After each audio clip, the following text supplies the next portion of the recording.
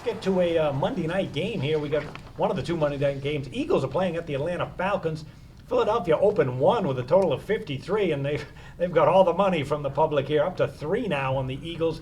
The total's gone up to 56. No surprise with the no-huddle Eagles. It's Chip Kelly's up-tempo attack against the new-look Falcons. And as new-look, too, for the Philadelphia Eagles, they got rid of Nick Foles, and they bring in Sam Bradford. And this guy's been healthy the last couple of years. 35 touchdowns, 17 picks. Very productive.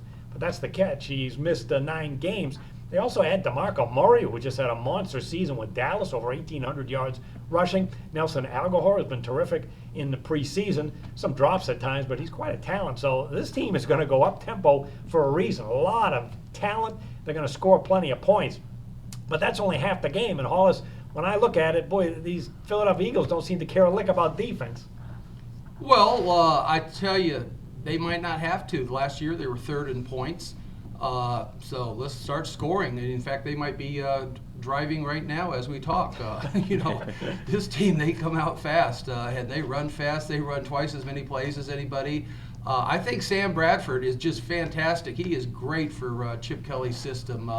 Nick Foles just didn't fit in quite as well as Sam Bradford. DeMarco Murray, I think that gives them another avenue. They went to a 3-4 defense. They got speed at the linebackers and corners, which that's what you need. And I think Philly's going to exploit the Falcons' safeties as they, just have more and more and more and more to exploit. The only thing I don't like, I don't like the fact that 93% of the public is betting on this game. I feel like, but you have to, and I'm going to explain that why in a second.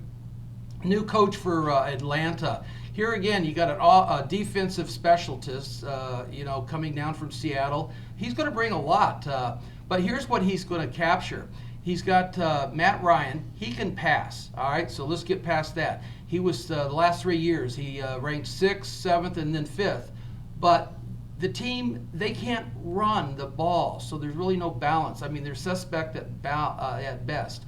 They really don't score very much. They only averaged 23 points per game in the NFC South last year. I mean, what's that all about? You're playing against Tampa and New Orleans a couple times with Carolina, and 23 points. That's not good. And if you can't run and you can't score, that means you can't win. They used to have a huge home field advantage, but I think that got lost somewhere. Back when Roddy White was young, and now he's old.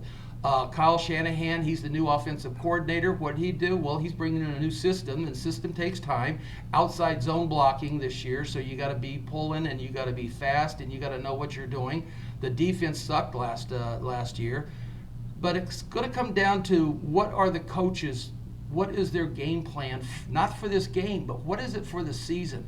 I think Kelly says, let's just get out there in a hurry and get this to a full speed test, and I like that. Where Quinn, he's going to sit back just a little bit, and he's building to win within the division. Whoever wins the NFC South, they're in the playoffs no matter what you do with this game. So I think he's going to take a little bit more time, concentrate on the division games, while Kelly just says, let's kick ass and take names. So I'm going to lay the 3 points. All right, well, Atlanta has had to bring in a defensive coach the way they've been so bad on defense the last couple of years, and they did. Dan Quinn out of Seattle. A couple of problems. One is they didn't have any sacks, just 22 last year. That's why they drafted Vic Beasley. And then the secondary is a mixed bag. Very good cornerbacks, but the safety position still looks weak. That's an area that can be attacked.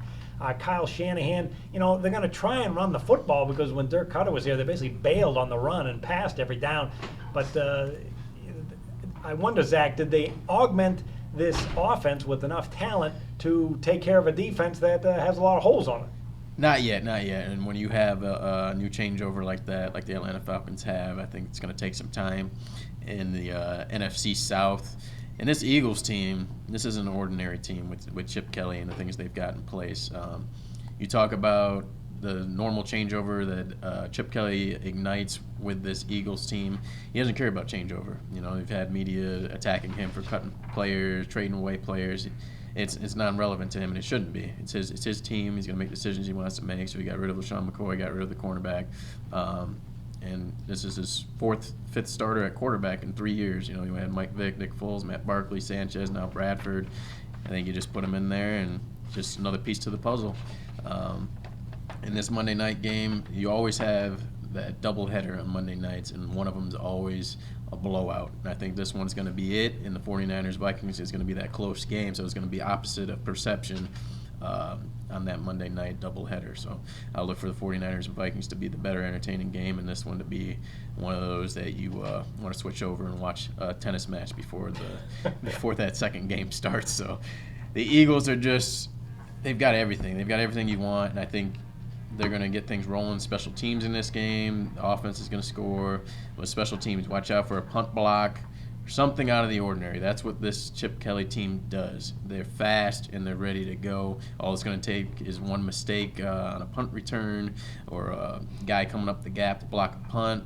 Something's going to happen in that capacity. And once you give that Chip Kelly team an extra 7 points, an extra 10 points, it's just lights out. I think that's what's going to happen in this game. Well, I'm going to tie into that with the total because I think Atlanta is going to try and establish the run early. The thing is, when you look at totals, you have to think about the whole strategy of the game and try and predict how it's going to unfold. And here's a game which happens all the time where Atlanta's going to try and do one thing, ball control, to keep it out of the hands of the great Philadelphia offense. Or what if you get down 13-0 or 14-0? Then what? You have to junk or change that game plan a little bit. And I see a game that happens early, and then Atlanta's going to have to pass more, which they can do. They have a sensational passing game. I still have some question marks about the Philadelphia secondary, which lost 3 or 4 starters. They're a big question mark coming into this season. Way too much offensive talent on both sides of the ball, and a lot of suspect defense. I think this is going to be a shootout with both teams going at it and going up tempo. Eagles 26-15 and 1 run over the total. You got a game here that's indoors. They're going to be going the no huddle attack. I like to look at indoor games potentially going over the total, and this one has that potential. And then Atlanta has so much to do on defense. I wouldn't be surprised to see this be a shootout. I'm looking at the Monday night game, Eagles-Falcons over the total. All right, let's tell you how you can get in touch with some of these Vegas professionals. Hollis, we had a 3-pack, the first one of the weekend last week, and it was a perfect 3-0, and you contributed a big winner on that one. Well, yeah, I thought Notre Dame would bring it, and they did. Just crushed Texas, and right now, since we've started the 3-packs, 14-4. Actually, I very seldom use the word cheap, but this is cheap. What is it? It's like $39, and you get 3 of the best games on board from myself, Zach, and Jim Feist.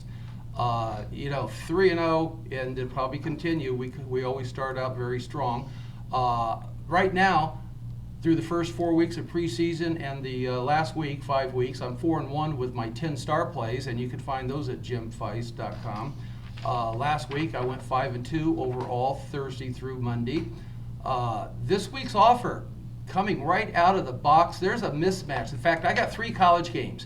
If you like college games and you like blowouts, you got to play them usually the first week. Like I said, the sports books do not mind the public winning the first and the second week. I got 3 favorites. I'm usually not a favorite bettor, but if you're ever going to be a favorite, the public loves favorites. Favorites will get the cash in week 1 and 2. I got 3 college games featuring another 10-star play, mismatch, blowout. And when I say blowout, I might be laying 21 points, but they're going to still win by 40. So we're looking at a huge, 2.5 to 3 touchdown win. So just go to jimfeist.com and click on Harvard or click on the 3-pack, and I think you'll have one fantastic start on the year. That's right. And you have a best bet for anybody? Oh, my best bet? Iowa State. I like what they're doing. They played Northern Iowa last week, and they went to that 3-man defensive front. Now they're going to play I believe the 4-man defensive front against Toledo and Kansas State. And they did this year. I think there might be one other team, but they're looking at this 3-man front. They like it because it slows down the run-first offense, which Iowa is known for, and I think Iowa State plus the points should be my best bet. But your best bet really is to get on this week's offer with the 10-star mismatch blowout. I'm telling you right now, when you're going to hear that first score is 42 to whatever, that'll probably be in the second quarter. All right, and Zach, do you have a best bet for everybody? Yeah, well, I'm going to actually go with a prop bet here in just a second, but last week I went 3-1. My 3-pack play with Hollis and Jim was with Louisville. Nice backdoor there, which they shouldn't have even been in that position if they didn't have some miscues in the first quarter and first half. But it happens. No excuses for a win. Yep, no excuse for a win. So we'll take that and move on to this week. I'm really excited about the NFL. Last year we did these shows every week, and we provided some great winners with just our general plays. We're hoping to do that again. But this is often overlooked, especially here in Las Vegas. You get so entrapped with looking at week 1 of college football, week 1 of the NFL, but there are some high values on these props out there.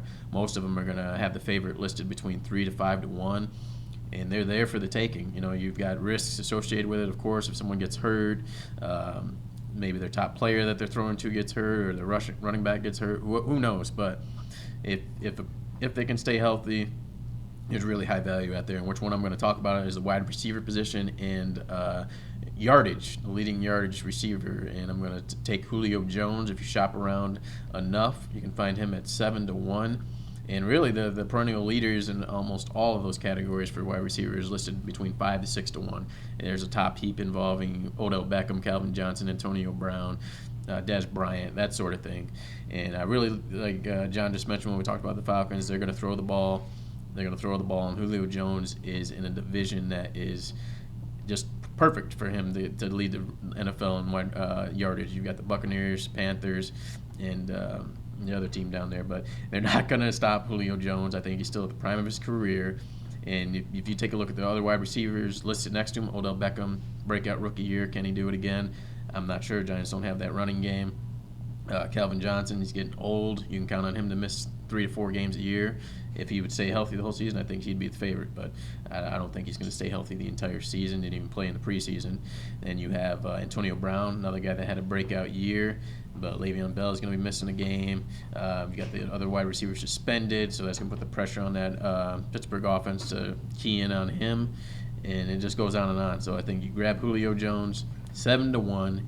Put that $100, $200 on it, and at the end of the year, before the new year, you'll have $1,000.